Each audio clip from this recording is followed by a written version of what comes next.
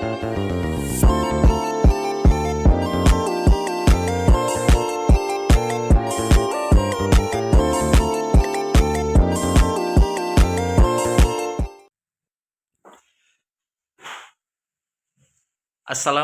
warahmatullahi wabarakatuh.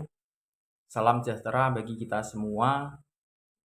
Perkenalkan, saya Sofyan Setiawan, NPM 220305 dari Program Studi Pendidikan Guru Sekolah Dasar, Fakultas Keguruan dan Ilmu Pendidikan, Universitas Muhammadiyah Magelang. Nah, di sini saya akan memaparkan dari mata kuliah literasi data dan teknologi manusia. Nah, di sini saya akan menyampaikan pentingnya literasi data bagi seorang guru. Nah, bisa kita bahas bersama. Literasi data sangat penting bagi seorang guru karena kemampuan ini memungkinkan mereka untuk memahami, menganalisis, dan menggunakan data secara efektif dalam proses pembelajaran.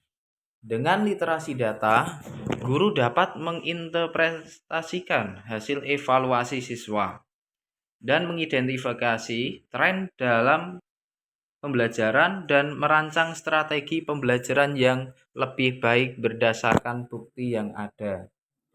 Maka, literasi data ini sangat-sangat penting bagi seorang guru. Karena apa?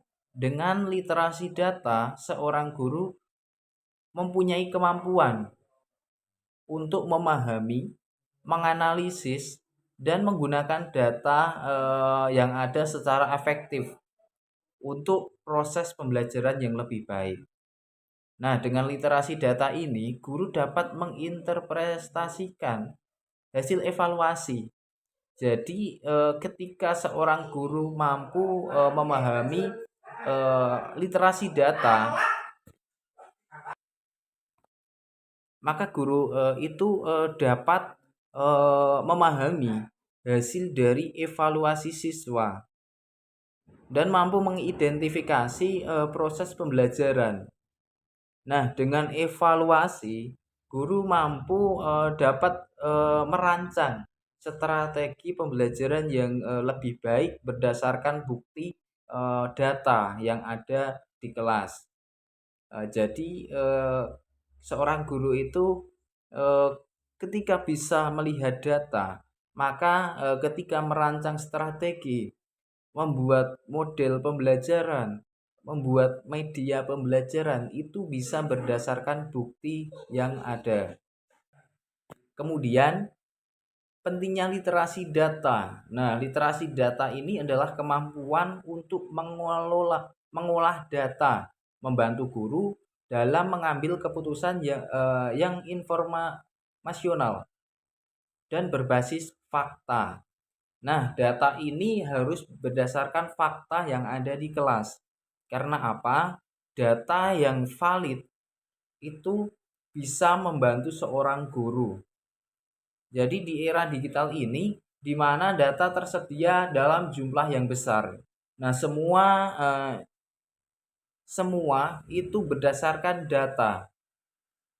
Guru yang literat dapat membekali siswa dengan keterampilan kritis yang diperlukan untuk menavigasi dan memahami informasi. Nah, di era digital, seorang guru itu dituntut untuk bisa memahami data yang ada sehingga bisa membekali siswa dengan keterampilan kritis yang diperlukan. Kemudian, pentingnya literasi data di abad 21. Dalam konteks ini, pembelajaran abad 21 guru dituntut untuk melek data karena kemajuan teknologi dan akses informasi yang melimpah mempengaruhi cara belajar mengajar. Nah, di abad 21 ini, kita sebagai seorang guru itu harus melek data karena kemajuan teknologi. Nah, kita harus bisa menggunakan kemajuan teknologi, sehingga dapat mengakses informasi yang melimpah yang bisa mempengaruhi cara belajar dan mengajar. Literasi data memungkinkan guru untuk memahami kebutuhan dan perkembangan siswa secara lebih mendalam. Nah, ketika seorang guru itu sudah melek data, itu guru dapat memahami kebutuhan dan perkembangan siswa secara lebih mendalam. Jadi apa yang dibutuhkan oleh siswa itu bisa dipahami oleh guru. Jadi guru tidak asal memberikan pembelajaran kepada siswa.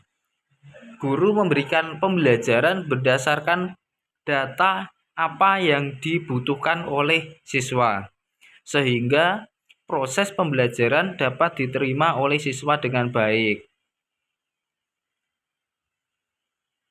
Metode pengajaran dengan gaya belajar yang berbeda. Nah, ini ketika guru bisa melihat data, maka guru dapat memberikan metode, model pembelajaran dan strategi itu dengan gaya belajar yang berbeda-beda. Karena guru sudah bisa melihat apa yang dibutuhkan tadi. Contohnya seorang guru dapat menggunakan data hasil uji coba penilaian formatif untuk mengidentifikasi hasil di mana siswa mengalami kesulitan. Nah, dengan data itu, guru itu bisa melihat kesulitan-kesulitan yang dialami oleh siswa sehingga bisa mendeteksi hal-hal apa yang perlu ditingkatkan oleh seorang guru. Nah, itu teman-teman dari pentingnya literasi data bagi seorang guru. Nah, kita sebagai calon guru atau seorang guru itu kita harus melek literasi data. Kita harus bisa memahami data dan bisa mengikuti teknologi yang ada. Jadi kita tidak lagi mengajar secara konvensional.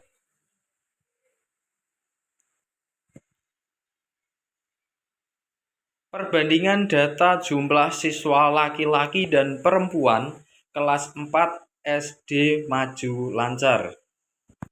Nah, dalam hal ini bisa kita lihat di kelas SD maju lancar terdapat 15 siswa laki-laki dan 20 siswa perempuan. Jadi di sini ada jumlah satu kelas itu ada siswa 35 yang terdiri dari 15 siswa laki-laki dan 20 siswa perempuan. Nah, di dalam diagram tersebut sudah digambarkan laki-laki berwarna merah dan biru adalah perempuan.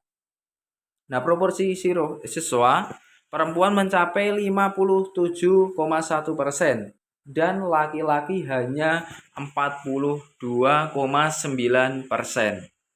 Nah, selanjutnya ini ada data rata-rata siswa, rata-rata nilai siswa pretest. Nah, bisa kita lihat di diagram. Nah, di diagram sudah tertera literasi data, pengumpulan data, mengolah data, menganalisis data, dan menggunakan data. Nah, ini adalah hasil dari pretest siswa kelas 4. Nah, yang pertama, nilai dari literasi data itu hanya 8,4. Nilai pengumpulan data 7,7. Nilai mengolah data 8,4. Nilai menganalisis data 9,0. Dan nilai menggunakan data adalah 8,7. Nah, ini adalah nilai pretest. Kemudian kita bandingkan dengan nilai rata-rata nilai post test yang ada di kelas 4. Nah, di sini nilai literasi data itu 15,8. Nilai pengumpulan data 15,0 dan nilai mengolah data itu 16,1. nilai menganalisis data 16,7 dan nilai menggunakan data adalah 16,2. Nah, di sini nilai 15 itu yaitu dari nilai 20. Nah, nilai maksimal adalah 20. Nah, jadinya 15,8 per 20. Kemudian di sini saya paparkan data nilai tertinggi dan terendah pretest dan posttest. Nah, ini yang warna merah adalah pretest dan warna biru adalah posttest. Ini adalah hasil dari perbandingan nilai pretest dan nilai posttest. Nah, yang merah itu bisa kita lihat nilai tertinggi pretest adalah 49. Nah, warna merah yang paling kiri bisa kita lihat nilai tertinggi pretest hanya 49. Dan kemudian nilai tertinggi posttest itu 96. Nah, bisa kita lihat warna biru. Nah, nomor 2 dari kiri itu adalah nilai tertinggi posttest yaitu 96. Bisa kita lihat dari nilai pretest 49 dan kemudian posttest 96 itu ada peningkatan yang sangat signifikan antara pretest dan posttest. Kemudian nilai terendah pretest 32 dan nilai terendah posttest adalah 70. Nah, dengan data yang kita lihat, berdasarkan data ini, maka antara pretest dan posttest itu memiliki dampak yang signifikan dari sebelum proses pembelajaran dan setelah proses pembelajaran itu menghasilkan hasil belajar yang maksimal, sehingga data di sini sudah tertera ada kenaikan dari pretest dan posttest secara signifikan. Nah, itu saja dari pemaparan data yang ada itu yang bisa saya sampaikan dari melihat dari data yang ada. Itu dari siswa kelas 4 SD. Saja pemaparan dari data yang sudah kami kaji terkait data pretest dan posttest dari siswa kelas 4. Nah, itu sudah jelas peningkatan dari posttest dan pretest dan posttest. Nah, itu saja. Terima kasih. Banyak kekurangan dari kami, mohon dimaafkan. Saya akhiri. Wassalamualaikum warahmatullahi wabarakatuh. Terima kasih, itu saja yang kami sampaikan. Saya banyak kurangnya mohon maaf. Wassalamualaikum warahmatullahi wabarakatuh.